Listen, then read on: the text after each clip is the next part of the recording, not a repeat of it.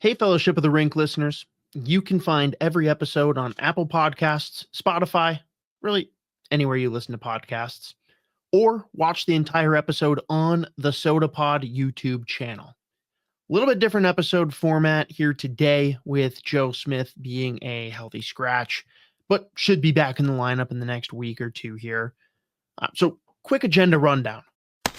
Eric Vegoe of Gopher Puck Live joins the show to talk big picture Gopher hockey. Wes Walz makes his second appearance on the show to talk about your Minnesota Wild. Spoke Z of Judd's Buds subs in to tackle the weekly Hot Takes segment. Last piece before jumping in, please support the awesome folks that make this show possible. Waggle with the best damn apparel in the game. Go to getyourwaggleon.com and crush their 30% off promotion now through Cyber Monday. You heard me right. 30% off now all the way through Cyber Monday. 9 Mile Brewing with the best taproom and craft beer offering in the South Burbs, Bloomington to be precise. Finally, our great friends at Barrel Theory offering the best beer in St. Paul via their East 7th taproom and various locations throughout the XL Energy Center as you're cheering on your Minnesota Wild. Let's kick it over to Vegoe. Joining the show today, we have, I guess I'm going to have to ask you, with Jess Myers, just casually covering the Gophers now, are you kind of just the godfather of Gopher hockey coverage at this point, or who do you think might slot in ahead of you? I mean, I think Pat Micheletti is clearly the godfather of Gopher hockey at this point. Sure. But I was at media availability this weekend, the only media person there to talk to Bob and Oliver and Ryan. So we were on good terms today. That's good. Well, everyone, Eric Vegoe, first appearance here on the show. Catch him every Wednesday. Have you guys missed a Wednesday for the live show, Vegs, with you and Jupe? We take the bye weeks. So if the team doesn't play, we're going to take a week off. But otherwise, we are very consistent on Wednesday nights. We do it live and have a good time. Usually have a couple beers and overtime and, hoppy ones like you would enjoy. Oh, that's what we love to hear. Well, let's go there real quick, because I feel like you and I, we're both on the hockey and beer bit, but you save them for overtime, and more often than not, they're pretty big beers. They're all double-digit percenters for the most part, right? I like to go big or go home, and since I'm already home, I can go big with a beer during overtime because I'm usually just going to have one. Maybe I'll have a little bourbon to chase it, but why not pull something out of the cellar for overtime when we do Gopher Puck Live? That is always the move. Now, bourbon, what's your regular pick? Something that you're always going to have on the shelf? And what's your, oh yeah, I'm pulling this out if I'm special occasion, celebrate, whatever? I mean, I'm pretty into the Old Forester 1910 type old fine whiskey. That's an enjoyable one that you can usually find at your local liquor store. If I'm looking for something special, though, I'm looking for one of those Four Roses barrel-proof picks. Okay. I will look for the Old Forester barrel-proof picks and, enjoy the things that our stores can bring in special when they pick barrels. I trust those guys. They know what they're doing. So do you have a go-to store, or are you one of the people that hounds around and just is hunting for the good whiskey? I am loyal to two main stores. I've got a Stinson Wine, Beer, and Spirits here in Northeast that I go to quite a bit, usually more beer-centric at that store, though they do have some good bourbon and wine. And then 1010 Washington Wine and Spirits. A lot of people are familiar with it in downtown. They get a lot of great barrel picks there. Don does a great job with his selection, and they reward the people that spend their money there. Okay, last one on the bourbon. Do you have one that everyone's this one's the best, and you're no, not for me? It's kind of tricky. I think there's a lot of people in my circles who like the Wild Turkey Russell's selections. I am not always into the Russell's picks. For whatever reason, I've had some of the Wild Turkey generations, some Russell tenures, and it hasn't quite hit my palate right. I have a Russell's 15 that I'm waiting on for the holidays to crack into. Okay. I got lucky in a raffle and got one of those at 10-10 this year. Okay. When you say holidays, does that mean Thanksgiving? Does that mean more like Christmas holiday, or just literally any day that the family gets together to stop and celebrate? That's when we're popping a good whiskey. It might be the GPL podcast on the Wednesday before Thanksgiving, because we're going to have Jordan Leopold on with us, and that could be a good time with Nick Angel. So I might have to break open the Russell's 15 for that one.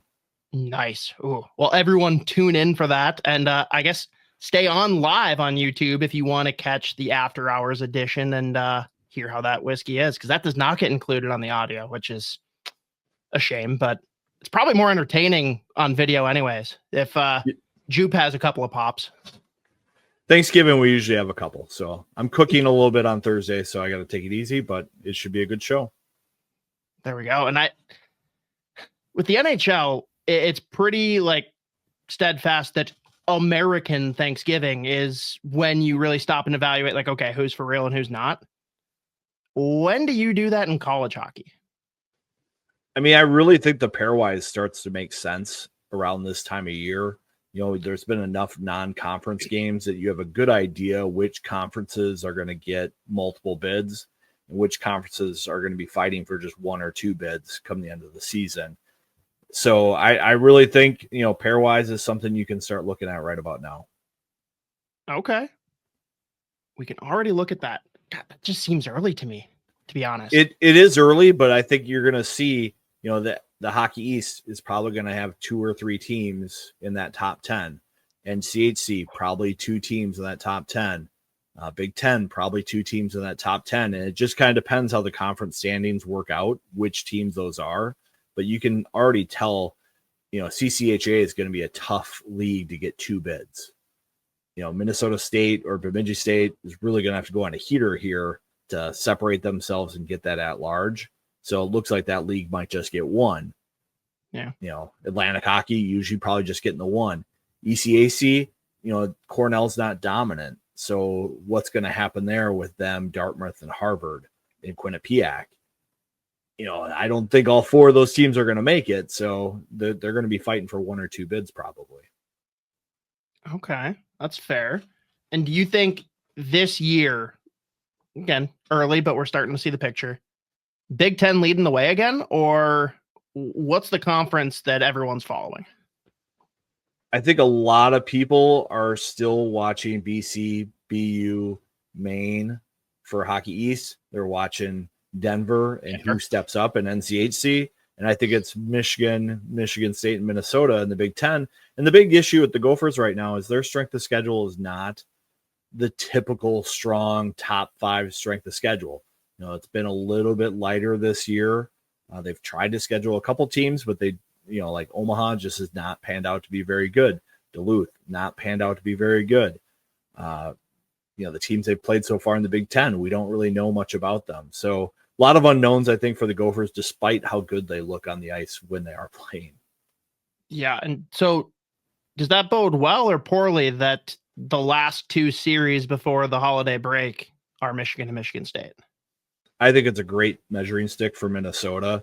I remember Bob's first year, he took over the team and they looked really good the first couple of weeks, and then they got punched in the mouth.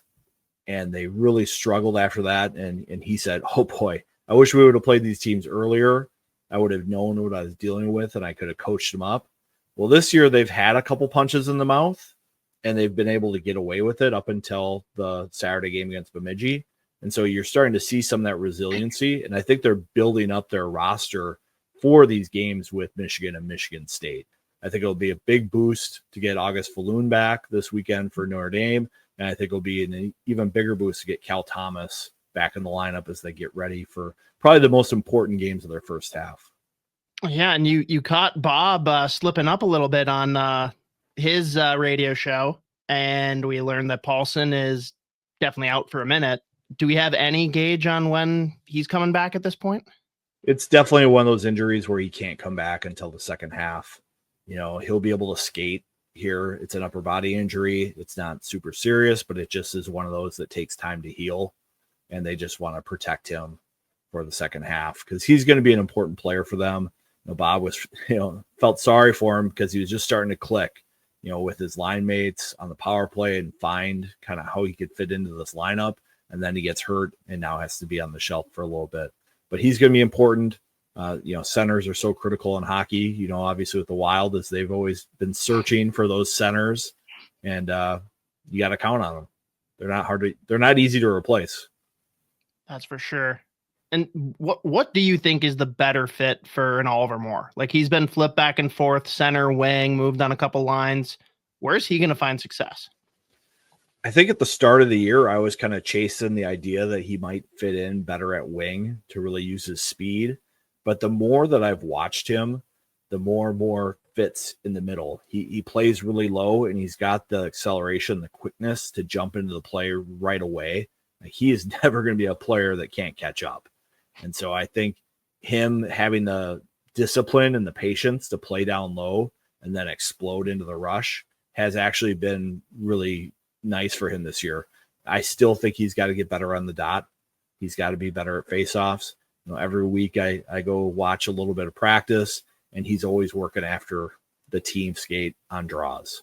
And he is trying to get better at it, but it's a skill that he's got to make an asset. It's funny, for like half a second, I thought when you said he's got to work on the dot, I thought you just meant taking one-timers from the dot. He actually had a lot of chances on the power play on that second unit, getting passes from Luke Middlestad on the back door. Luke's been feeding him. It's like they have a connection, and Luke just finds him. Ollie was just having a hard time converting. It was good to see him get a goal this past weekend against Bemidji. Hopefully that unlocks him a little bit, maybe a little smoother on those backdoor plays. But he's got more potential that isn't tapped yet.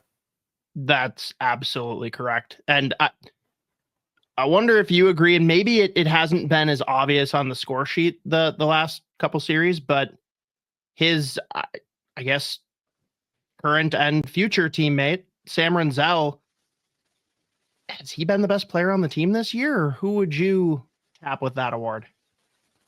It'd be hard not to give it to Renzel. He's just been so dynamic on the rush. He's been confident on the blue line.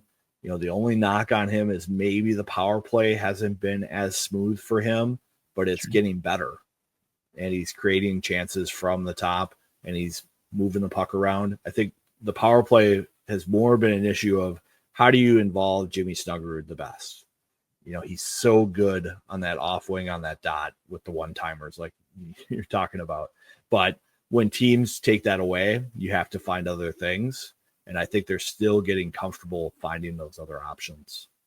God, the almost just like copy paste what the Capitals have done. Like, think back, like I don't know how closely you've watched the Capitals, the past decade, but whenever they took Ovechkin away in a similar office over there, they had something working on the opposite side of the zone, where it was basically you got Oshie hitting high slot. He's wide open if you're going to try and attack Nick Backstrom on the half wall. If you don't, he's going to step in and something's going to open up that he's going to thread.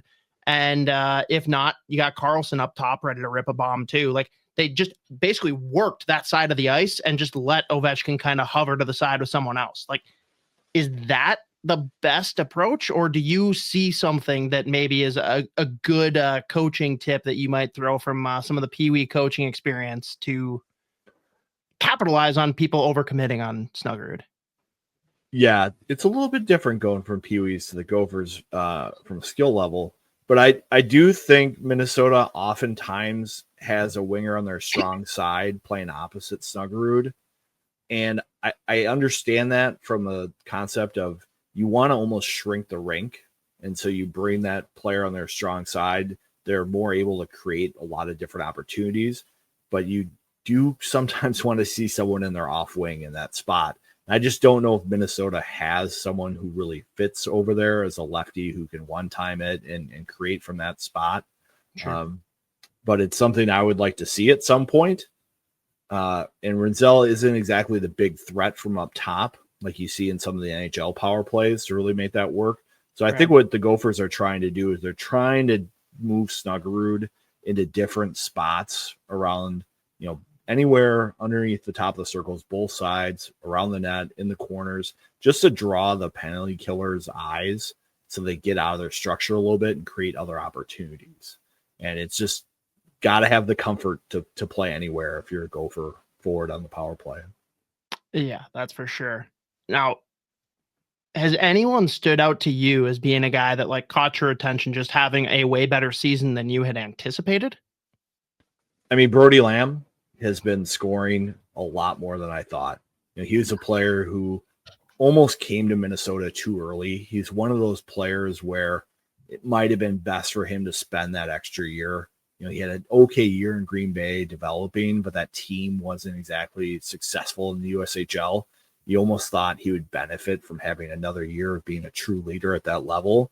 Well, they kind of brought him in due to some early departures, and his skating was on par, but his physicality wasn't quite there. His comfort in the offense, finding space wasn't quite there. He's finding it now. He's a good option on that power play, even on that strong side, and he's winning second chances and winning pucks and getting pucks to the net. And that's what you need to have with a successful power play, is guys who can win those second pucks. And another guy that kind of got thrust in a little bit quicker than expected, for the Wild fans out there, talk about what you're liking in Jimmy Clark's game this year. I think with Jimmy Clark, the compete level is what you need at center. And he's a player who can battle in front of the net and in the corners and in the faceoff circle. And that's probably the biggest question mark with this year's team, is who can take that role. They leaned so heavily on Jackson Nelson last year for faceoffs and leadership down the middle. Kind of a big skate boot to fill. And Jimmy Clark's been thrust into that position. And he's been pretty good so far, but I think there's room in his game too to grow at that position. And we just love, too, the fact that the line that no one expected to be a line, you got Clark, Kurth, and Wood being the fourth line for most of the season. Is that the best bit that Bob has had, or is there another one I'm not thinking of? I think he's probably just doing it to get at Joe Smith because he hates that kind of stuff, to quote him. I think the problem with Minnesota is someone's got to be fourth. So he's just having fun with it. I think those guys know that they're doing pretty well out there. Although if you ask Connor Kurth, don't mention the strong offseason that the program had, because he thinks it's beating a dead horse and he's ready to move on to the season. And that line is just producing really, really well right now. Matthew Wood just getting more comfortable by the week. And he's so good at holding on to pucks that really draws a lot of attention. That's been great for Connor Kurth and create a lot of space for him. Yeah, it's been awesome. And I think we're starting to see like that line has certainly risen, but everyone's talked a lot this year about just the balance throughout the lineup, like a little bit different than, going back to 23 with having arguably the best college line that we've seen and then trickling down from there. Do you expect the balanced lineup throughout the year? Or do you think Bob is going to tinker with like, hey, how do we load one or two lines and see if we can like pummel people? I think it's really early for them to load up anything, especially going through the injuries that they're going through right now. Yeah.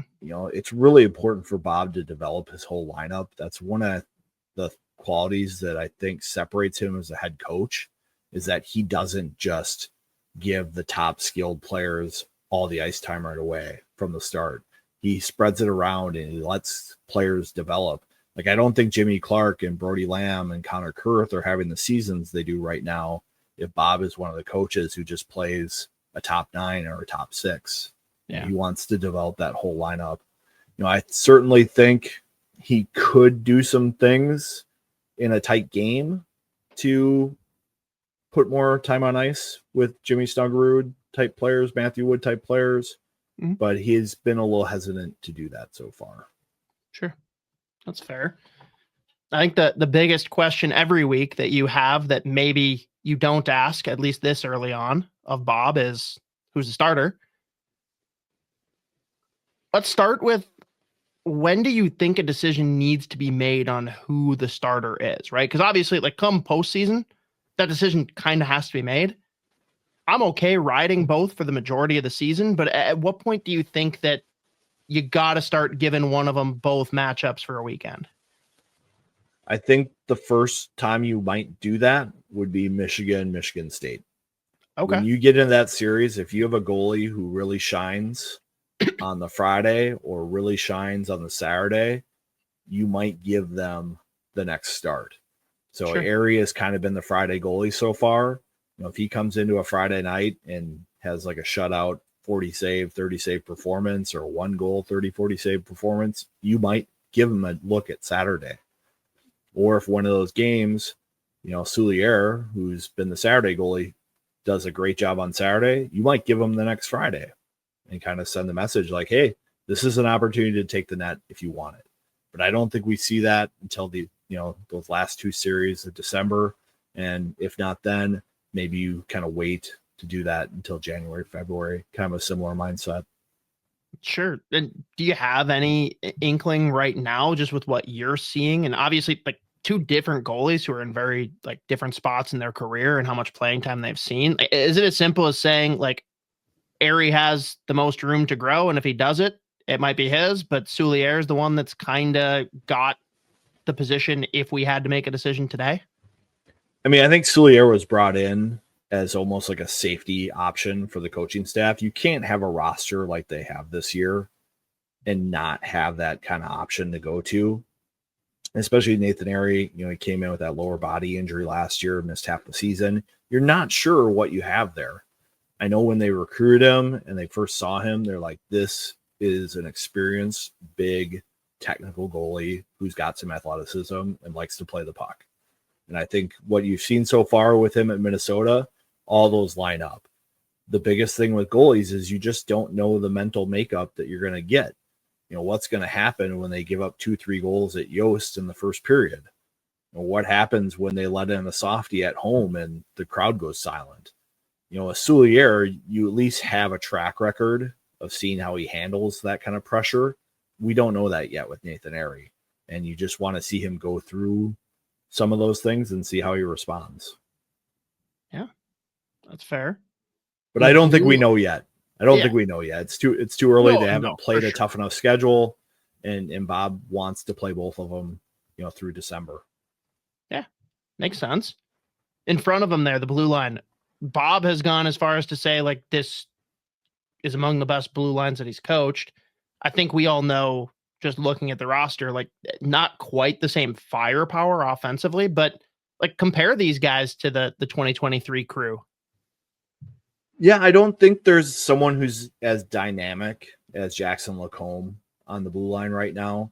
Sam Renzel's pretty close, but I always feel like Renzel is feeling where the edge is versus Lacombe would push it all the time. And sometimes he would go over, but at the end of the game, you wanted the puck on Jackson Lacombe's stick because you knew he was going to create offense. That last year he played for the Gophers, there were numerous third periods with like 3 or 4 minutes to go where the Gophers were down or tied. And you're just like, they're probably going to pull this out because they've got some high-end talent. This year's team, I don't know if you have that kind of high-ender ability offensively, but I think it's bigger, it's heavier, and they're smoother top to bottom on breakouts and D-zone coverage, I think. This is probably one of the bigger blue lines that's still mobile that we've seen Gopher Hockey in a long, long time. We like that. We'll just ignore Kester, but who's still like 5'11". It's crazy though. He looks small, doesn't he? He looks small compared to everybody else. Yeah. And I'm gonna be honest. I'm pretty sure for the first like 3 or 4 games, every game, Matthew Wood looked like he was like 3 inches taller than the previous game. Like he just looks so big out there. He has got a long reach and he knows how to use it. He can just protect the puck and hold on to it and use his body contact and body position to buy time. And that's probably his best attribute. I watched quite a few preseason practices just to get a feel for him. And he just looks smooth in transition. Like pucks that are, well outside what a normal player would consider his reach. He just puts a stick out, pulls it in and protects it. And I didn't really see his ability to buy time and space until they started playing games. Sure. And when you play games against people like Omaha and Penn State and Wisconsin and Bemidji and now Notre Dame. That is such a valuable skill. And I think that's what makes that line click so well right now. Yeah, and I was actually after the Bemidji game on Thursday, I was talking to Slarks about this. Has there ever been a Gopher player that represented Team Canada in World Junior? Oh, that is a good question. I mean, I can't really think of one. You know, you look back at some of the Canadian recruits like the Chuckos, Peter Kennedy's. There was a goalie who's a lot of goalies, Canadian, yeah. you know, and none of them have been that World Junior type player. So, yeah, I don't think there is. Who do we think is going to be representing Team USA this year? It's tricky. You know, I was wondering if Zemer is going to make the team. You know, he is a guy who's worn a letter for USA at a lot of events. And I think the staff really values that kind of leadership and a player who can accept a depth role. But I haven't looked at it super closely yet. You know, I think they have their camp that'll come up after the year, and I expect all the eligible players from Minnesota to get invites. What are your thoughts on the World Junior stuff? To be honest, most years it's like literally a week or two beforehand that I like full on deep dive into it. You got to think, because Rinzel and Moore are both eligible, right? Yeah, and they're both guys who have done USA Hockey stuff before. And you'd think they were both kind of at the bottom of the roster last year, right? Like Moore slipped in a couple of spots, and I don't remember, was Rinzel bottom pair or was he the extra guy? Yeah, I don't think he and Middlestat got a lot of action, if I remember correctly. Boy, you're really stressing me happy on this. I'm so focused on the season. I'm waiting for Chris. I'm waiting for Chris Peters, my expert of USA Hockey, to start doing his deep dives on Team USA. Well, we can look forward to World Juniors because I'm pretty sure next week in the like CHL USA Prospect Showcase, USA is going to get absolutely destroyed. It's not going to be fun. Yeah, we'll see. A lot of the USA players at that age level, you know, are playing college, I think, right now. So it could be a tough matchup. But, you know, USA has done great in these world events. You know, they'll be in Ottawa this year and in St. Paul in the following year. That'll be pretty exciting. I've always been a big fan of the World Juniors. I didn't make it up when it was in Grand Forks. So I'm excited to see it come into town. I am with you there. Real quick then, aside from health, if the Gophers don't make the Frozen Four, what's the reason? I think we've seen maybe a little bit of their weakness in their three tight games here with Omaha, Penn State, and now Bemidji. They've got to be able to manufacture goals in a game like that, and it's got to be a bigger commitment to net front presence. You know, you look at some of the guys in the Gopher forwards lineup, I don't know if they're positioning themselves as an anchor in front of the net. They are kind of flying by a little bit, or they are opening up, looking for rebounds and tips with their blades instead of taking away eyes with their bodies and putting their numbers to the back of the goalie. So I think, you know, if they aren't able to develop that skill, you know, they could get into a tournament game where a team gets an early lead off a turnover like Bemidji did on Saturday, and then they lock it down. And the only way Minnesota was able to get a goal on Saturday was when they got the extra tacker on the ice. Bemidji got stretched. The Gophers got a pass across the Royal Road and put one away. Not a net front goal that you're hoping for in that situation. Yes, it was a great execution on the Royal Road pass. You'll take it. You need some traffic in front of the net in a game like that. And so I think that's the one thing I'm still waiting for.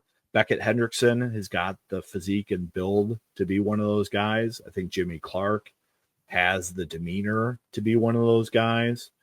We'll see who else can step up. You know, August Falloon coming back to the lineup, he could be one of those guys. Eric Paulson, you know, even though he's a Euro, he's a pretty tough player, and he could be one of those guys as well.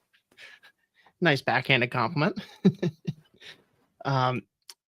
Quick one, and then the question that I know you're ready for since you have been listening to the show. But What year is it that the first CHL alum plays for the Gophers? Well, it's looking like Hayden Reed could be that player. Yeah. He's a player committed to the Gophers. Jess Myers reported in his story that he still intends to get to Minnesota, even though he's going back to CHL. We'll see if it's not him. I do get the sense from this staff that they're wary of this new recruiting land of CHL players. Are they ready to be NCAA players? There's that article in The Athletic a while ago where there's a couple of college guys living on a couple of CHL guys, and the CHL guys didn't know how to boil pasta. There is just a different mindset between the college player and the junior player.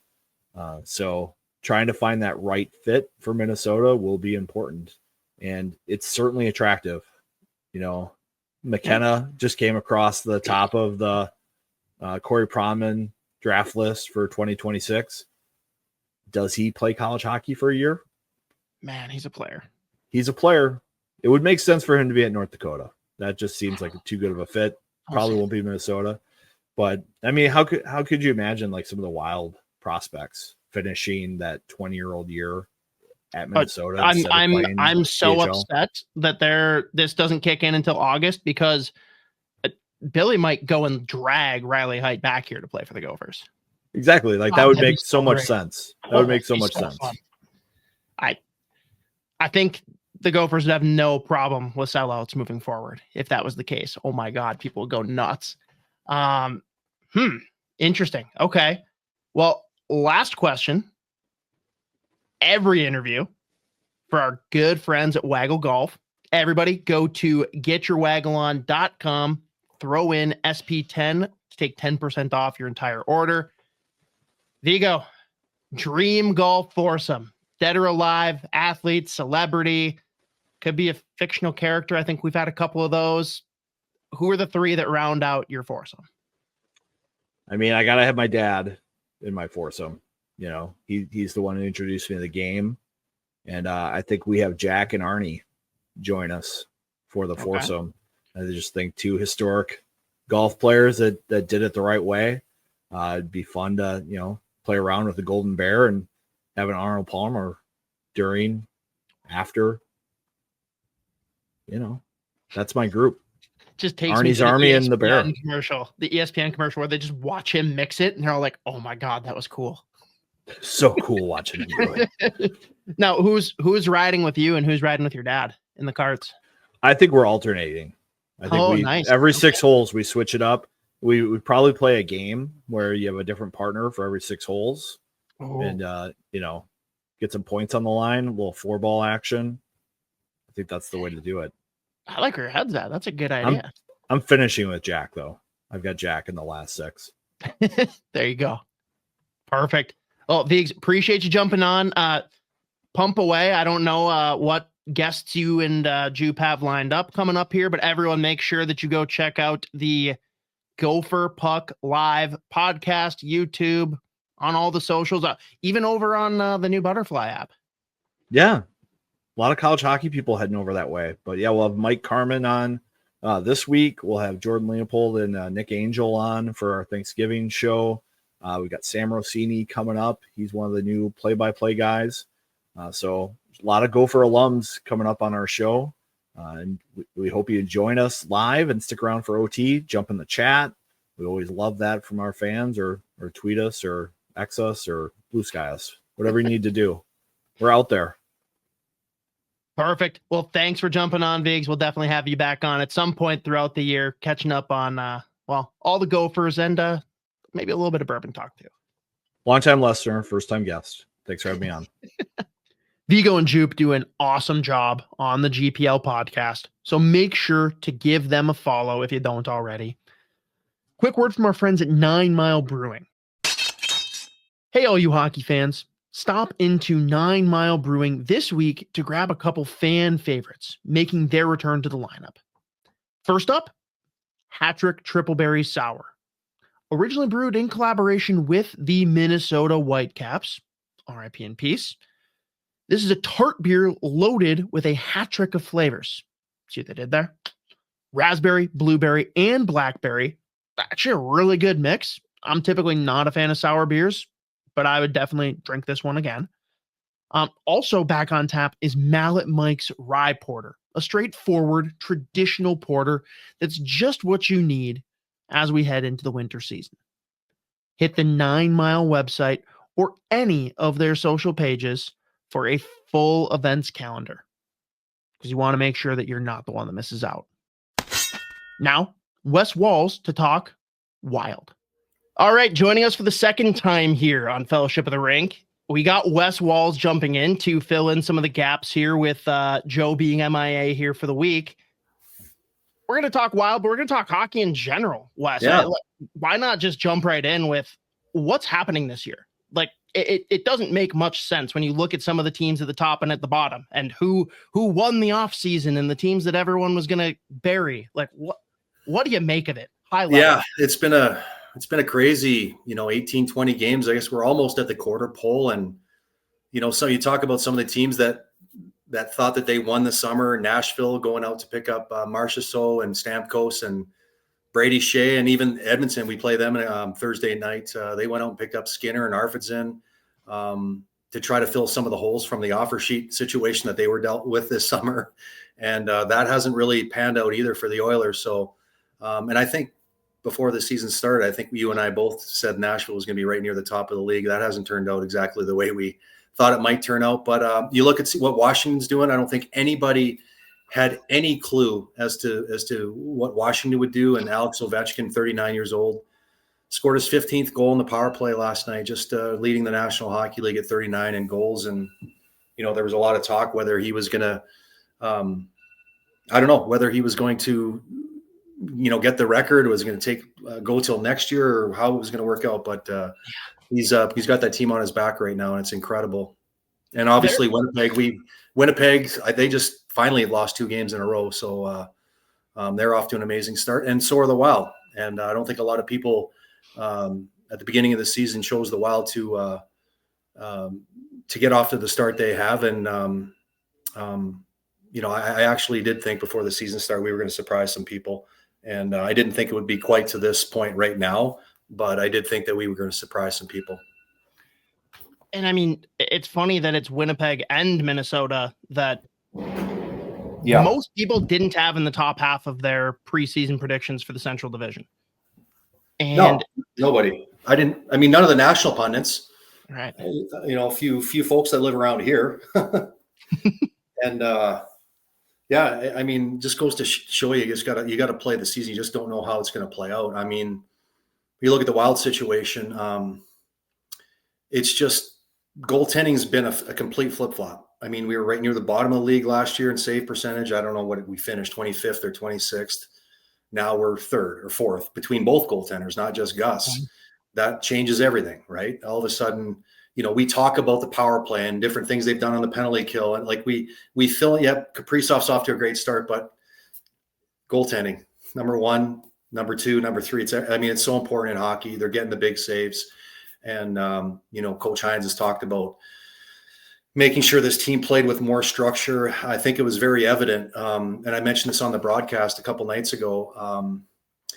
Yes, the Wild were outmanned, not having Ek, Brodin, and Zuccarello in the lineup last game, but against Dallas, and they got their shoes blown off them last year, getting outscored 19-5 or something, but they hung with them. And I know the shots were 2-1, but they were getting the first save, and then the Wild were clearing out rebounds.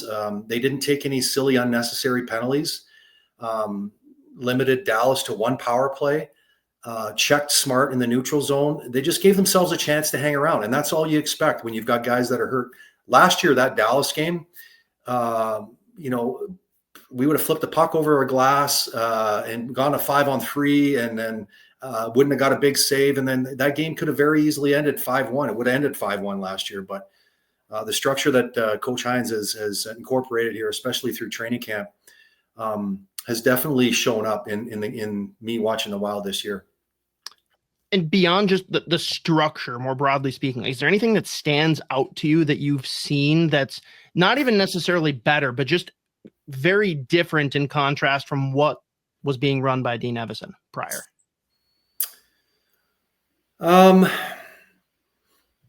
I think the one area that stands out for me, just to contrast between John Hynes and Dean Evason, is you've heard this before, like NHL teams take on the personality of their coaches. Dean Evason's a fiery guy. We saw him behind the bench. And I think the Wild had a lot of players very similar to him when they played. And I think a lot of times during games, when things didn't always go great, I felt the anxiety level of the club always seemed to go up a little bit. And we took ourselves out of a lot of games, Scott, last year, I think, because of it. And trust me, I love me some Dean Evason. I think he's an unbelievable coach. I would have loved to have played. Well, I played against him. And I played with him actually when I played over in Switzerland for a year. So I know lots about Dean Evason. He can coach me and my teams anytime. But John Hynes' personality is different behind the bench. It's not as animated.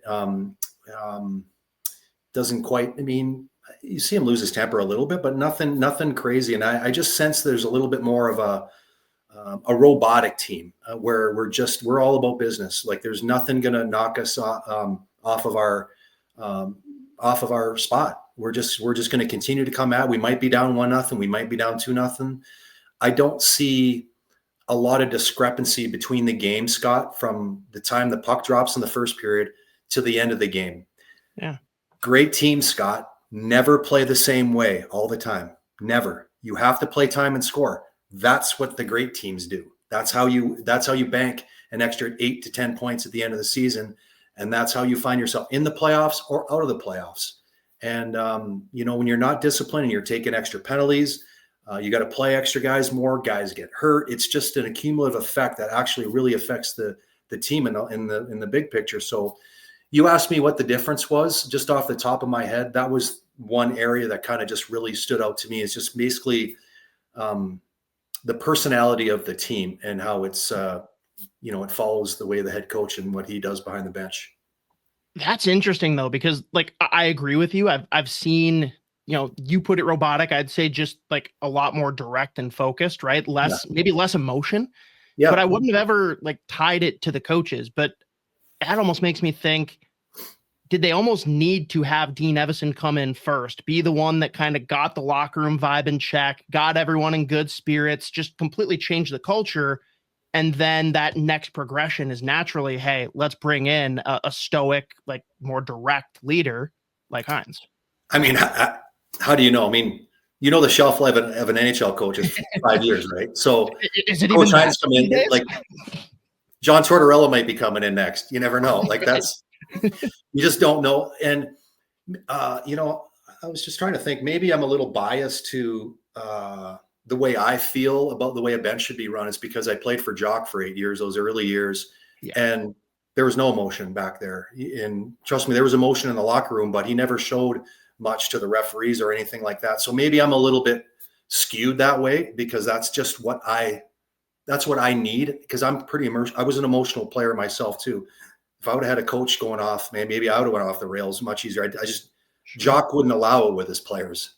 And so maybe I'm a little biased that way, and that doesn't mean that you can't be a great coach the other way. Like look at Paul Maurice out in Florida. He just won a Stanley Cup. I mean, I'd drive through a wall for that guy. I mean, I just love that guy and how fiery he is behind the bench. And a lot of fiery coaches have had a lot of great success in the NHL. So that's just an answer off the top of my head, and it doesn't make it right or wrong. It's just I just recognized last year we left a lot of points on the table last year just because of just flat out discipline.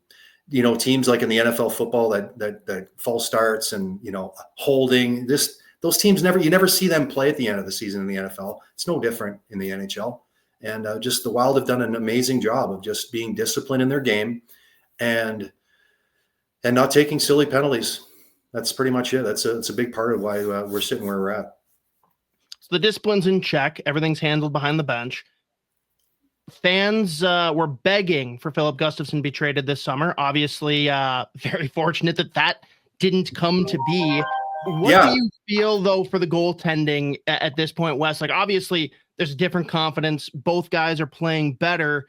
Do you see them playing better, making, the the defense and the team as a whole look better, or is there a little give and take where like the team in front of them is playing better and giving them better opportunities to perform?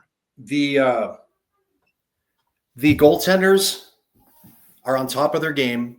When you play in front of a goaltender or goaltenders, when you walk out the tunnel and you know your goalie, you got a really good chance of your goalie being the best goalie on the ice. It breeds a lot of confidence. It really, really does. You come out that tunnel thinking to yourself, if we keep this team tonight to 2 goals, we're going to win. That's it. And when you keep teams to 2 goals because of your mindset, you know you've got a great goalie. You play a little bit more, maybe a more low risk. You know, if you get up a goal, you don't take some chances. The other team starts to take some chances. You pick up some 2-on-1s. You finish the game.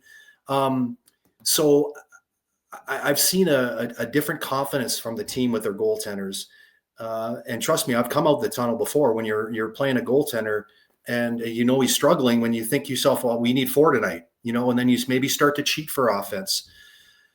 So that's been a big part of it.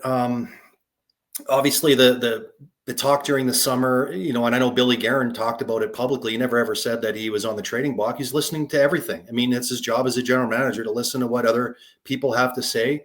And, you know, let's be honest, Gus didn't have a great year last year. No one's blowing him off the doors with an offer. You know, obviously that's not breaking news. Potentially if someone would have blown his door off, he would have had to probably sit there and seriously look at it, especially after the season that Gus had last year.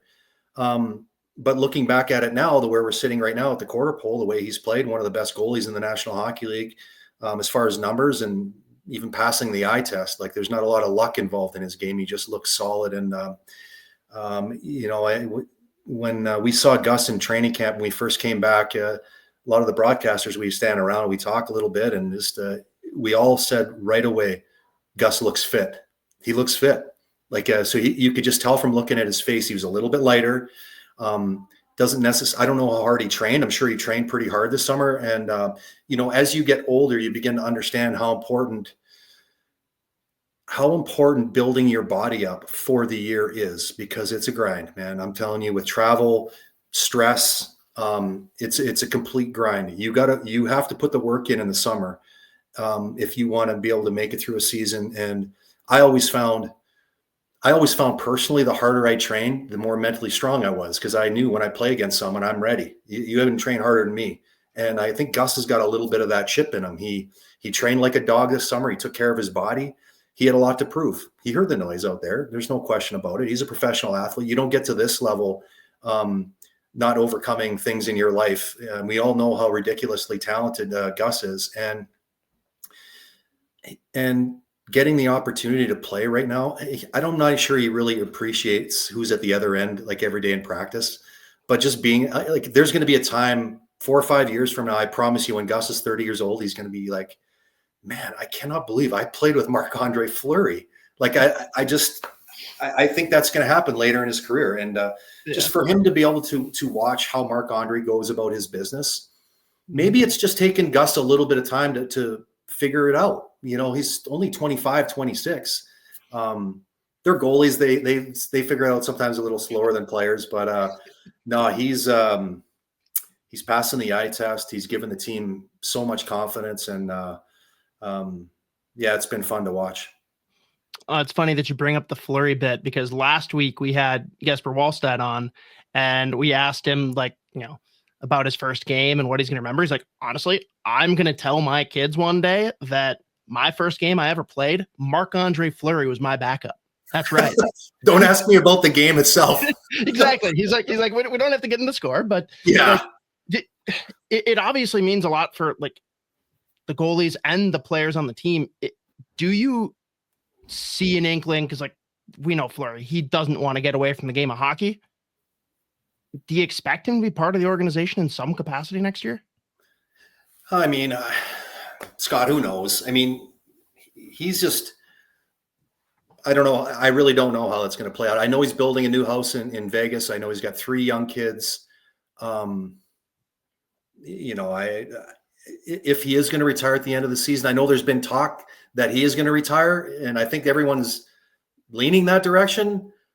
but who knows? I mean, with him, who knows? Yeah. like if he plays 25 games in this year and wins 15 of the 23 games he plays, are you going to go out that way? You feel good. Kids love it in Minnesota. Our kids are in school. I mean, yeah. You never know how it's all going to play out. You just don't know how it's all going to play out. So I'm sure with his relationship with Billy Guerin at some point, even a year or two, if he does retire, he wants to go back in Vegas and get his house settled in, get the kids settled in. If he wants to come back, I'm sure that door is always going to be open. Why would you not want to have someone like him around the organization to mentor some of these young goaltenders and just even the players, even the younger players around the locker room? So time will tell.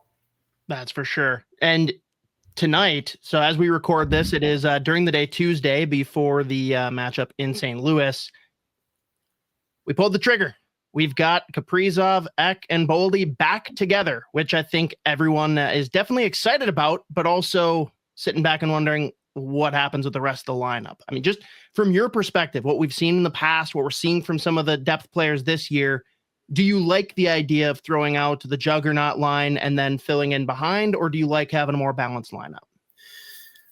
Well, I'm going to preface all this by saying that obviously with Zuccarello out of the lineup and, Coach Hynes, that's one thing I love about Coach Hynes. He's not married to anything during the course of a game. He's willing to change. Dean, the previous coach, was not quite as anxious to kind of juggle the lines. And again, bias. I played for Jacques Lemaire, who juggled the lines every 3 shifts. So we just, that's we were able to handle it. It was no big deal. I'm excited, obviously, seeing those 3 guys play together and the damage that they did last year. We used some charts last year during our broadcast that just all the analytic stuffs and the offense, like they were one of the top lines in the National Hockey League for like 25, 30 games. And they were absolutely putting on clinics night in and night out. It was just remarkable to watch. And I am very excited to see what those guys can do. Not having last change, playing on the road, putting all your eggs in one basket. I would kind of lean a different direction probably tonight to start the game. I would probably split up Boldy and Kaprizov to start the game. I really did love the Johansson, Ek, Boldy line. I think if you put Kaprizov and have him just kind of, with Rossi and maybe Hartman on the other side and just see if they can create something. I still think now that gives the other coach something to look at. Am I going to put my best defensive players against Kaprizov and Rossi and then, just roll the dice maybe with Boldy and Ek and see what they can do? And they've been doing a lot of damage on the road. Or, now having them all together, you can put your 5 best defensive players out there. It makes it a little easier for the opponent. But listen, if you're going to win games in the NHL, you've got to win on the road, and it's got to come from depth scoring. And if there's one area of the game, the Wilds game, that has slowed down here over the last 4 or 5 games, actually 5 or 6 games, the scoring has dropped off from 5-on-5 play. I think if your name's not Boldy or Kaprizov, I think the Wild forwards or players have been in on 5 goals in 6 games. So they're going to need some more offense from some of them secondary guys. But as a Wild fan, and I'm going to be a Wild fan watching very closely tonight, I'm excited about seeing those 3 guys together because they're special. When we talk about those depth guys, and one that I feel like you probably resonate with a ton, like everyone knows your story coming up the ranks, working your way into the NHL. And the start to Marco Rossi's career, the adversity he went through, the things that he was expected to do in the off seasons and where he's gotten at this point, like hard not to commend the guy. But I want to know from your perspective, what are you seeing that maybe I'm not as more of a layman on the outside, where it feels like he still hasn't quite gotten in the graces of Coach Hynes? Like if there's a key situation, he's probably throwing out a Marcus Johansson instead of a Marco Rossi when I think he's second behind Kaprizov at this point in 5-on-5 points. Like he's producing, he's doing good things. Is there something that's missing or something that I'm not seeing? Well, we can't forget who he's playing with. He's played the whole season with Kirill Kaprizov. Yeah. I mean,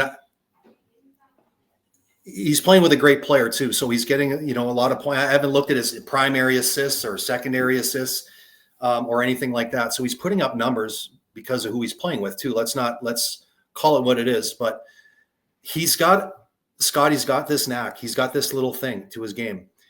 he scores, man. He just does. He's one of those guys at the end of the games. Like there's some games like Marco was really quiet tonight, and then you look and you're like, man, he had another. He picked up an assist on that goal, or he scored a huge power play goal the other night that pretty much ended that game against Montreal.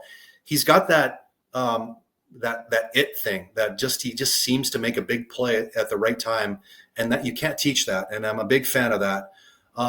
The other thing I really like about his game that's given him an opportunity for his game to flourish in the NHL is he's a very rounded hockey player. He doesn't cheat for any offense. And because of that, the coach is not afraid to play you. So he can actually get on the ice. And, we talk about the numbers and what he's done. I think having Marco Rossi, between Kirill Kaprizov, I think it, whenever anybody talks about balance of lines, you want to have balance. Everyone says balance scoring. That's always that everybody goes to scoring. There's also a balance on the defensive side too. When the coaches are putting their lines together, keeping Ek away from Kaprizov and having Marco Rossi, continue to create offense in him. And he's a responsible player defensively. So I think I just love his 200-foot game. I love what he does. He's and I've mentioned this on the air too. I don't want to bore people with my career, but I had to go over to Switzerland after 6 years and remake myself and blah, blah, blah. It's just been through a lot. And when hard times come, when you've been through a lot, you can lean on, there's a pretty good foundation there. You can't really beat me up anymore. I've already beaten myself up enough. And he's already been through that. And I think because he's had such a difficult start to his career with the COVID situation, a myocarditis, with the heart situation, and the 1 year he played 19, he had 1 assist or something like that, was actually given some pretty good opportunity to play. Everybody thought that he wasn't going to be the player that, he's ended up being. I mean, he had 21 goals last year. 20 goals in the National Hockey League is amazing. He's off to another great start. So, to answer your question, I mean, I agree. I know I heard some of the noise the other about maybe him not being on the ice at the end of the game. And I can tell you myself, having coached high school, I was an NHL coach as well, coach and assistant coach. There's a lot going on a bench. And there are times as a coach, a lot going on. Coaches talking to you, players asking you questions, and you're trying to get guys out on the ice. There are times you miss things. There just really is. And that could have been that time, Coach Hynes didn't have him out there. But anyway, it happens from time to time. I don't think it's too much to worry about. But overall, I love Marco Rossi's game and what he brings to the table. I couldn't agree more. And we can end on this one, Wes. On that note, I know you've got the experience with coaching, so all of that resonates well. You don't have experience as a GM, and that's okay. I don't either. But you got Rossi having a great year. He's coming up this summer on needing a new contract. We've got, guys like Michael Russo who are regularly speculating, I'm getting the idea that the Wild might trade him because of what they've got in the pipeline, because of what he's going to cost, fitting the roster together, whatever. Do you need to sign him sooner and make sure that the price doesn't keep on going up? Or do you think they're going to sit and wait and just see where the season plays out and completely punt it to this summer to make any decisions? I don't know how that's obviously going to play out. There are decisions that need to be made. Do you want to commit to Marco Rossi for 7-8 years? Does he want a long-term contract?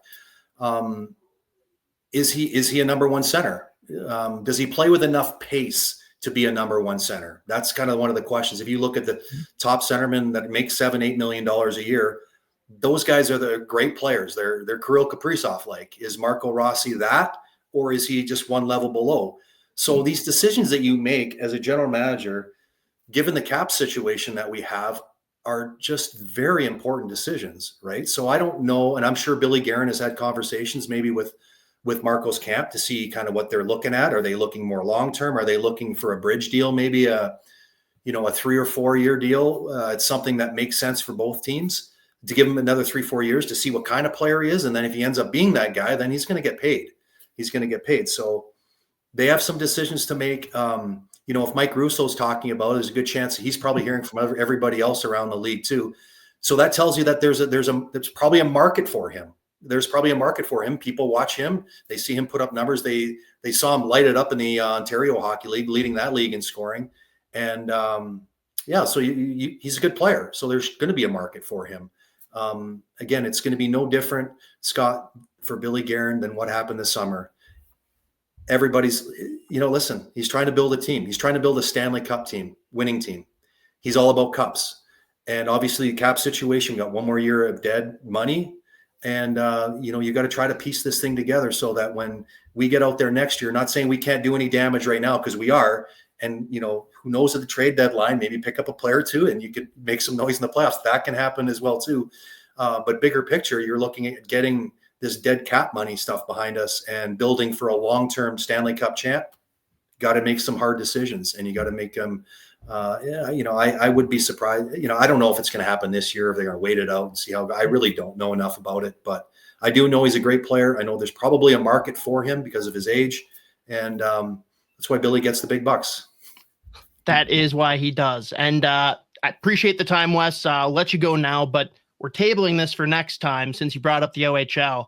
I absolutely need to pick your brain a bit on what the CHL being eligible to come over for NCAA play is going to mean long term. That'll be a whole conversation. We'll hit on that one down the road. Perfect. Appreciate it, Wes. Thanks, Scott. Thanks for having me. We wrap things up on the other side with Keyboard Warriors, brought to you every week by our great friends at Barrel Theory. Get to the tap room for 9 different IPAs on tap, including a personal favorite of mine, the Shredder McGavin, which, of course, I just recently learned was the Shooter McGavin tied in with the Teenage Mutant Ninja Turtles, 2 of the greatest things out there, or one of their incredible sours. Now, this is not validated by myself. This comes directly from my buddy Eric, who goes in on Wild Tickets with me every year, whose favorite sour on the market is their Purple Lamborghini. Get out there and enjoy some. Now, here's Spoke Z addressing some particularly hot takes. Every week, we bring you the Hot Takes segment, Keyboard Warriors, brought to you always by our great friends at Barrel Theory Beer Company. If you're going to the Wild games, which I don't think there's any home ones this week, but they'll be back soon enough. You can get the Crowler of the day, which, see, if we go to a game, you're absolutely drinking a craft beer, no straw, big old can. Section 105. Otherwise, you can get their Raindrops on Tap, sections 112, 217, and club level 36. And, of course, pregame, postgame, or during the game if you don't have tickets, it is the best spot. It's like a 15-minute walk. No big deal. See, we've got 5 topics here for Keyboard Warriors this week. And one of them, the first one actually, comes from, I don't know if we call him a junior producer or producer in the making, but Mateo apparently broke Twitter recently. Oh, Literally just posted the stat line for Marco Rossi, 16 games played, 5 goals, 9 assists, 14 points, and a +5. And then a picture of Connor Bedard, 17 games played, 3 goals, 10 assists, 13 points, and a -6, and just said, it's time to have a conversation. #mnwild. And wow, people went pretty nuts over this. Z, do we need to revisit this and strip the Calder Trophy of Connor Bedard and not give it to Brock Faber, but to Marco Rossi? First of all, attaboy, Mateo. That's good stuff. I hope you didn't reply to anyone that replied to you. That's the bet. You just drop. You just set the fire. Good on him. He replied twice. He replied twice. I'll allow it. I mean, yeah, obviously they're not the same. We should have a conversation though, because the Blackhawks fan base, the fan base there is so as any other fan base would be about any of their stars, but in particular, they immediately go nasty. They say the stuff they used to say to Russo. Oh, dude, there's assholes in Chicago. It's crazy. It's like whenever Bedard would have a 2-goal game, they would unprompted be like, I know what I need to do. is make sure. I bet Mike Russo has no idea that Bedard just scored, so I'm going to let him know, and then I'm going to call him an asshole. I'm like, what the? Why are you doing that? They're a softer, more cowardly Philadelphia, basically. yeah. Somewhere just more distinguished version of Philly. I don't know. A cleaner version. Yeah. But yeah, literally, it's funny because I think it was either last week or 2 weeks ago, we were talking about how like the additions they made were helping Bedard. And I think the second that came out of my mouth, like Taylor Hall got scratched.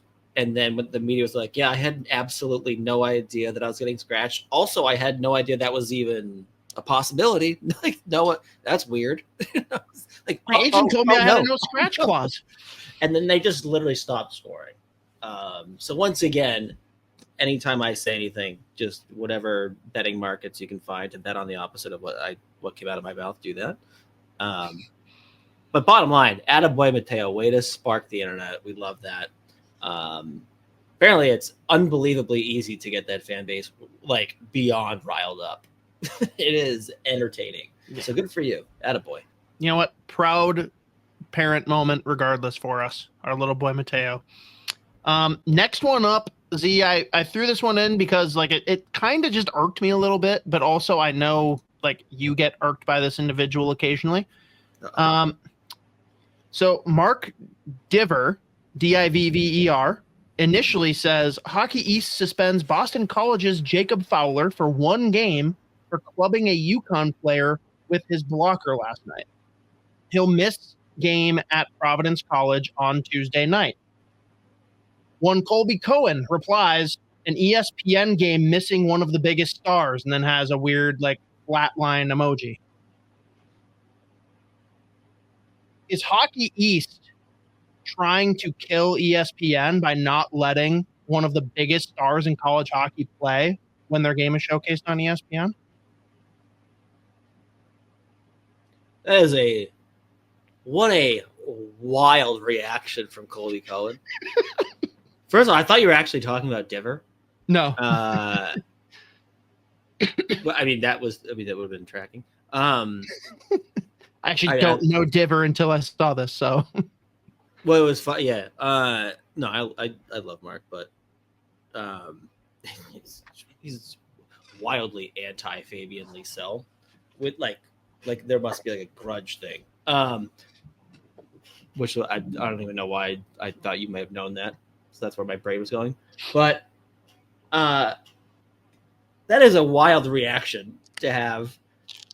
Now, the one thing I will say is Hockey East's history of like suspensions is legitimately mind-blowing, where like I was at the game a couple years ago when they were playing, I think it was Maine.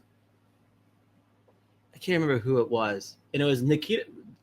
Shout out Nikita Nestorenko, one-time Wild prospect. They traded to Anaheim. He was clearly after the game ended, he was running around like a lunatic trying to like kill people. And a Bruins prospect, Trevor Kuntar, like pushed one kid just to get to Nestorenko and like get him off the ice. And Kuntar got like a 2-game sussy. And I was like, what the fuck? So Hockey East is bad at this. Like they are very bad at this. And there's been 2 other times. I think it was specifically with BC again. I don't know if like they just think Hockey East were also around BC. But like some of the suspensions were always sitting like, how the fuck did we just? Oh, am I allowed to say Am I allowed to say fuck? Yeah, you're good. Okay, great. But there have been a few times Hockey East has made a decision on like player discipline. You're like, what the fuck? Like, that guy, he's the one. Now, clubbing a guy, fair enough. But at the same time, I hope he does it again. That's a rock star move. I love when goalies do mean things, unless your name's Jordan Binnington, because he just does it like trying to spark his dog shit hockey team. But it is crazy to think, oh, Hockey East didn't want to factor in the ESPN viewership of this. Yeah, that's crazy. Imagine if he like actually like two-handed, like almost decapitated the guy's like, what? He's on ESPN next week again. as they are every week. Also, where does Fowler rank on that team among stars? He's maybe their 4? guy. Yeah, I think it's different with the goalie thing, but I mean, like, no one's tuning in to be like, I can't wait to watch. If the anything, goalie they're like, saves. all right, we're gonna get like a 7-7 game. Here we go. That's yeah. Again, crazy reaction to be like, oh, I can't believe they're doing this. If it was Gabe Perreault, Alex Micheletti would have come in and been like, yeah, tell him, Colby. Alex, I love you, man. But yeah, weird reaction, but yeah, all right. Moving on to the next one, we'll stick with college hockey here, Z. And this one actually came, and I apologize, I can't give proper credit because I could not go back and find the comment once I replied to it. YouTube's weird. But someone replied on our video from last week on Judd's Buds talking about the CHL, NCAA stuff, about which teams might be, the new up-and-coming juggernauts now that there's a whole new talent pool that we can draw from. They mentioned one that we did not talk about that I think is very interesting to discuss. UNLV. Banking off of all the Vegas hype, whatnot, and this is a team that has been rising in the club ranks. What say you to UNLV being right there to joust with Arizona State as kind of the two up-and-comers based on the CHL news? Yeah, UNLV is fascinating to me because, like, in the sports that they have, like their varsity teams, I feel like they'll go through like 2 or 3 years, like, oh, like they're on the scene, like a top 20 team, and then they disappear and are like, 0-57. And I'm like, that's how I pictured like the recruiting for Arizona State, where it's like, we got the best recruiting class in the country. 6 months later, like, and 12 of them got suspended already. Okay, we're gonna have to do this again. That's a great pick, though. UNLV just doesn't have the same kind of like, because when we were bringing up teams, it was like those big SEC football names like Alabama. Fucking, I think the one that I landed on was Clemson because I feel like they could make sick jerseys. Clemson would be very cool. Agreed. Very cool place. Yeah. For me, the reason this works though is because you feel like that's a spot where they would invest. They would get the facilities. They would get the crowd draw. Like, it's not going to happen overnight, but we're talking like between 5 to 10 years from now, I could see UNLV building themselves to a spot where it's like, yeah, this is the no shit spot for people to go. And I mean, how do you not love that fucking logo? Yeah, phenomenal yoga. The amount of jerseys that they could fucking produce is beautiful. But again, I think the reason that we didn't think about it last time was just like, it's a different kind. Like everyone does know UNLV, at least in America. It doesn't come to mind though if you're thinking it's not a big name brand. Yeah, exactly. But I mean, they've also they already have like the Club Hockey Foundation there. Like, I just made up. But not made up, but like the schools that I mentioned, I'm like Florida, Clemson. I'm like, I don't even know if they have fucking club hockey. I have no idea. They could make a sick jersey though, but they've got the foundation with club hockey that they're like legit too. No, the best jersey. We agree. The best jersey, Hawaii. Mm-hmm. Oh yeah, easy. All right, this next one might take a little bit longer here, Z. But great. I don't know. Did you listen? This is a Monday evening that we're recording this. Did you listen to 32 Thoughts minus Jeff Merrick today? Nope. So I generally will recap like big things that Elliot Friedman brings up. I'm not even going to try because I would need way too many notes to properly do it justice. And I know there's already an article out on The Athletic talking about it, but the landscape of the NHL where they are doing really, really well right now. They are bringing in a ton of revenue, and the salary cap is not going to grow commensurate with what the actual revenues are, mostly because of the players turning down increases in escrow and how that might mess things up. And if they make a huge jump all of a sudden, that's going to impact like one free agent class, whatever. But Elliot Friedman basically said he expects $97 million to be the salary cap next year. That is a $9 million increase. That is not a small increase. $97 million. Now, who are the two big names that aren't free agents but eligible for extensions next summer? Couple 97s. My hot take, this is mine personally, Connor McDavid takes over 16 mil, and Kirill Kaprizov sits and waits until McDavid's deal and says, I want that. What say you? I mean, I think we're at the point where, like, why wouldn't he? And people will get up in arms about, well, he's not McDavid, blah, blah, blah, blah, blah.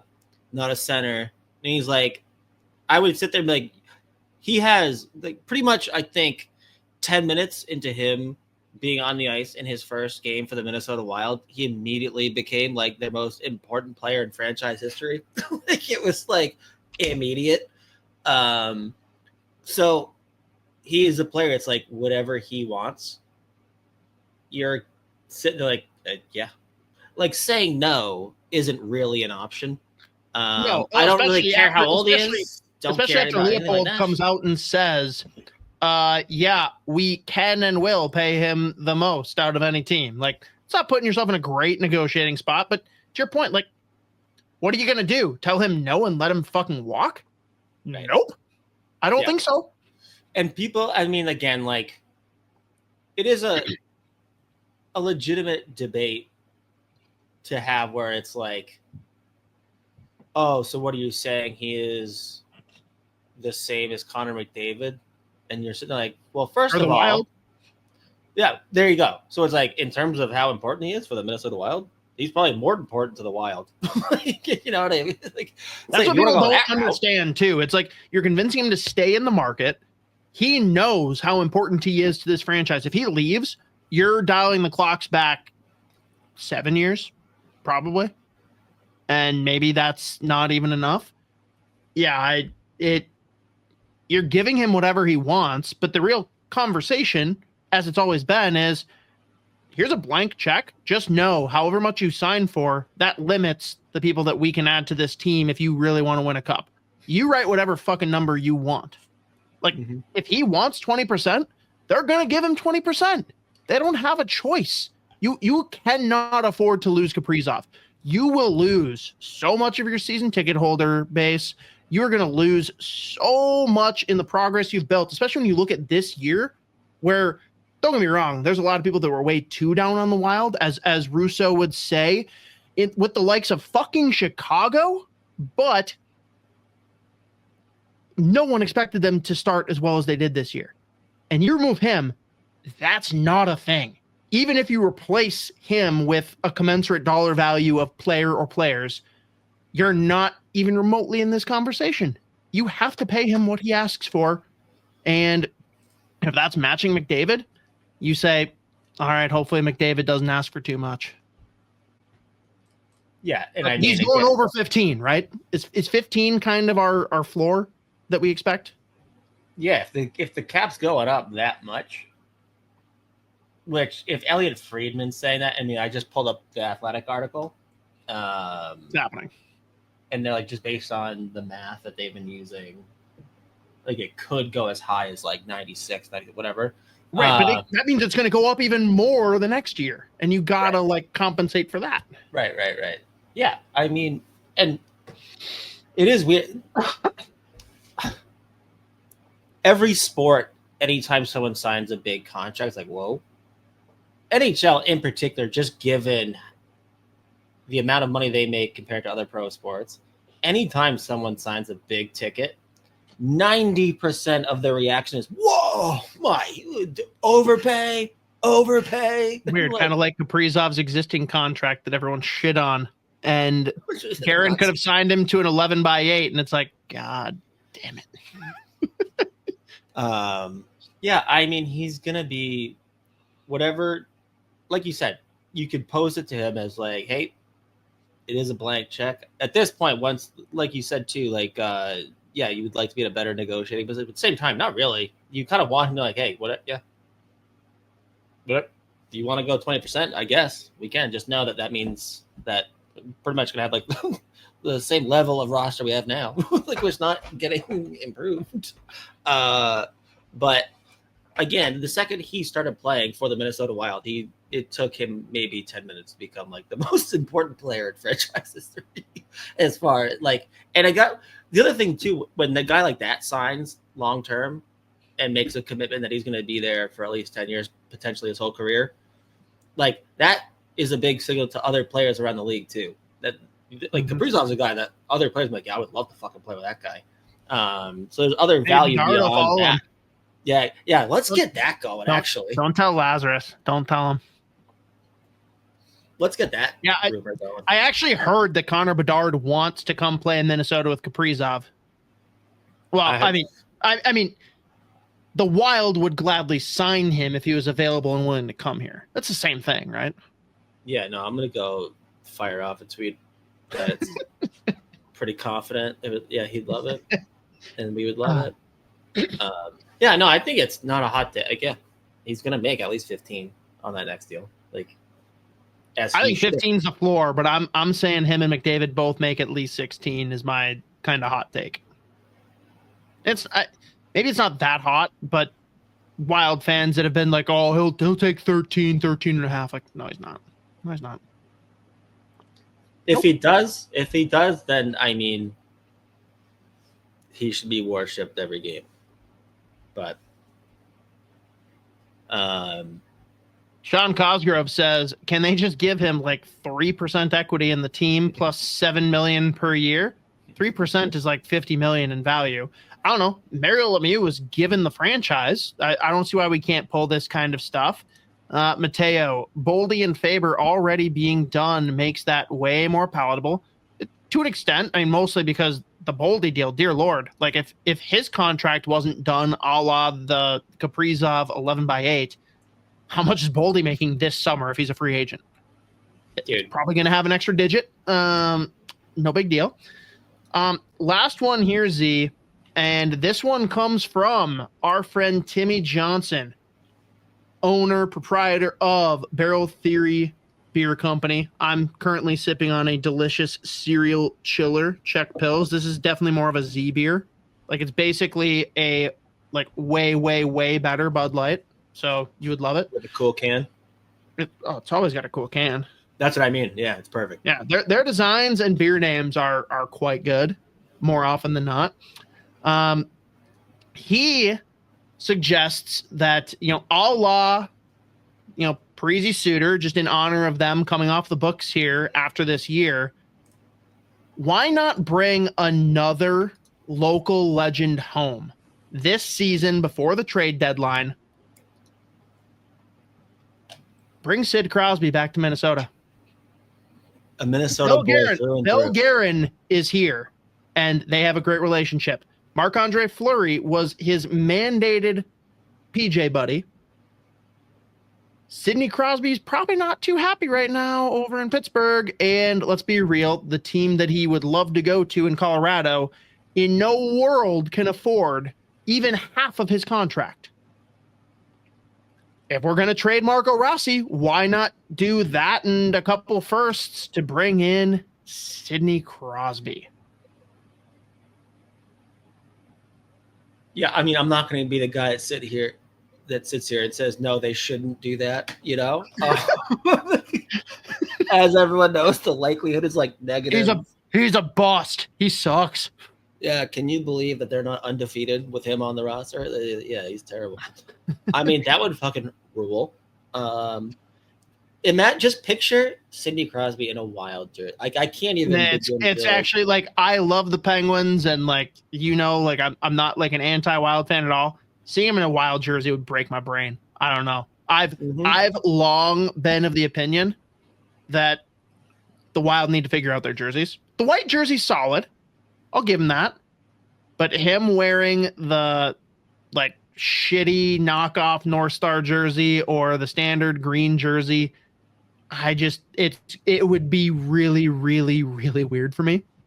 But goddamn, stick him between Kaprizov and Zuccarello once the nut heals. Oh my God. That changes your team. And again, going the other way, Rossi probably a couple firsts and whatever prospects they want besides Zeev Buium, Danila Yurov, and Riley Height. How do you not take that deal? How do you not? For both sides, assuming that Crosby is willing to leave, because I'm still under the impression he wants to retire a Penguin, but goddamn, it's gotten more palatable. But I'm actually going to pivot on this, Z, because there's a lot of people like, oh, Crosby won't do it, and if he leaves, he's going to go play with McKinnon. Okay, fine. We're going to take Crosby off the table. Can you imagine if Evgeny Malkin playing with Kirill Kaprizov? Oh my God. Honestly, weirdly, that would excite me more.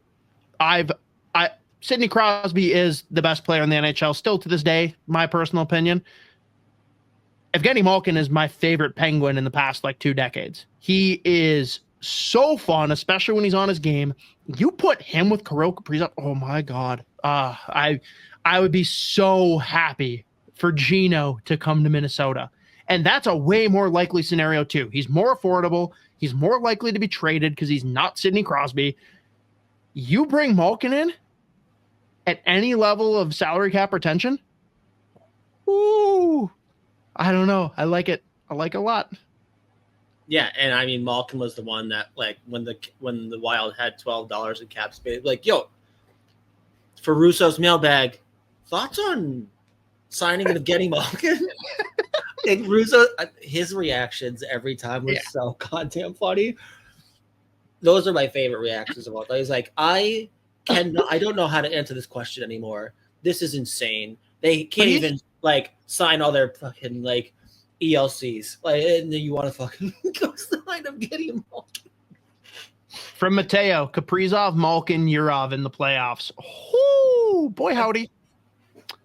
People are going to lose their mind at you, Mateo, that you did not include Kuznetsov in this. But man, I really think that Malkin to Minnesota could be done. You obviously are going to have salary retention on the Penguin side. You're going to have to give up a good amount to make it happen. And you're going to have to move a little bit of salary. But it's not the craziest thing I've ever heard. And I think that's way more possible than Crosby. And I would be equally excited.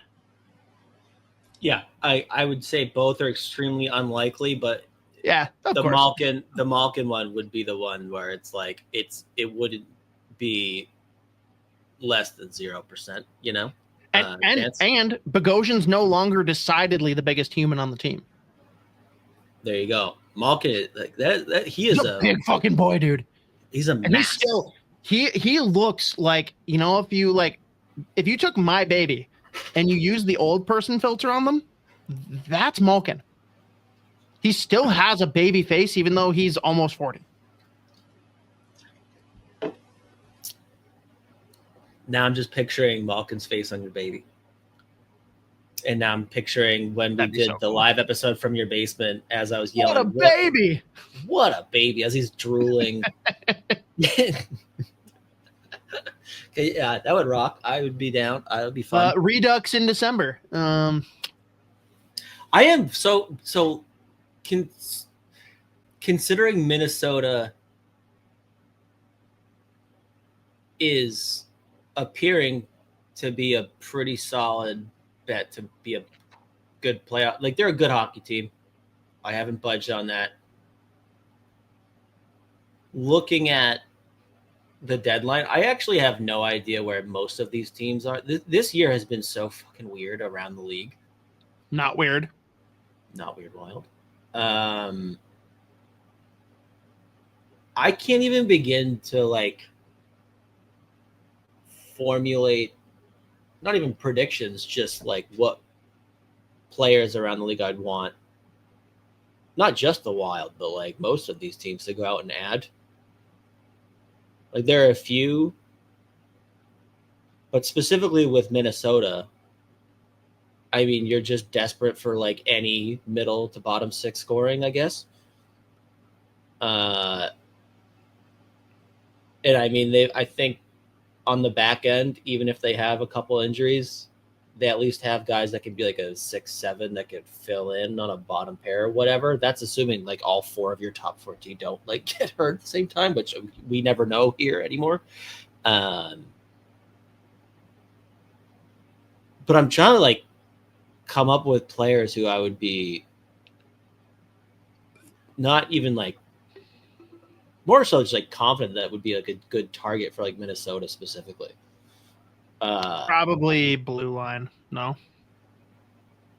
Even then, I guess probably like Brock Besser. Okay. Brock Nelson. Any Brock that exists? No, you know who I want? Kirill Marchenko. Get Kirill and Kirill. Ooh. On the same hockey team. Okay. I think any team in the league would be fucking insane not to throw Columbus a ridiculous package for Marchenko. He fucking rules. What's he getting paid? I think he's got 1 year left, or did they sign him to like a 2 or maybe he's got 2 years left. I think it's nothing crazy. Oh, I was looking at this a couple of days ago. I should know this off the top of my head. I want to say he's like 4 point something, maybe, or am I making that up? You would think that I would have that off ready. Yeah, 3.85 through 2027. So I guess they just signed. But 24, 6'3", 200 pounds. All he does is fucking snipe. 16 points in 17 games this year. 23 goals in 78 games last year. The year before that, 21 goals in 59 games. Like, he's just a weapon. And Columbus is going nowhere fast. But, I mean, he is in that age group, the age bracket where it's like, ideally, he's going to be doing this for another 4 or 5 years, and by then they're going to be ideally wanting to be like competing at least for like playoff runs and stuff. So I'm sure they want to not trade him, obviously, but he has been ridiculously good on a horrible hockey team since he came over to the NHL. And even when he, like his last couple of years with Ska in the KHL, he was getting the fucking like scratch or 12-second games, and he was still like half a goal per game guy. Like, he's been ridiculous. So I think like any team that needs scoring would be crazy to not throw a legit package for him, considering, I mean, he's making 3.85 through 2027. So, I mean, that tells me that Columbus is like, fuck off. But if someone throws them a real good package, I think whoever is doing that makes a ton of sense, and maybe Columbus thinks about it, but that probably takes Minnesota out of the equation there, I guess. So Rossi, Freddie, couple other things for him and Juracek. I'm in. Dean would run to Minnesota. He would literally run on foot to pick up Freddie and just carry him like it's like Billy being like, "Can I take the PJ?" He's like, "Yo, Don, I'm just gonna run." Harry, feels like you're running an incredible rate. And and just bring this back to an earlier topic. I saw a quote from like 2 days ago that like Don Waddell on the Columbus broadcast was like, we're hoping to have the Juracek situation figured out in the next few days. Friedman said in the next week he thinks Columbus will have the Juracek situation figured out. I don't know if that means they're like figuring out if he's like AHL, at this point, Juracek. If you're Juracek, you've already talked shit. I kind of see that headline, and if I'm Juracek, I'm like, oh, you think so? You think so? I actually want to sign an 8-year deal. So what do you want to do now, motherfuckers? Man. All right. Well, thank you, Barrel Theory, as always, for sponsoring Keyboard Warriors, the hot take segment. This one a little bit juicier than usual. I'm sure we'll have totally sane comments in the comment section when this segment hits. Thanks again to those of you that continue to tune in every week. For those of you who just stumbled across the show for the first time, make sure you hit that subscribe button wherever you're currently listening, and definitely check us out on the Soda Pod YouTube channel for full episodes, interviews, highlight reels, and even some collaborative beer content. We'll catch you all next week. You stay classy, stay to hockey. Redo! Oh! Oh, it's leaking. Perfect. That's even more fun. You gotta stop leaking. 1, 2, and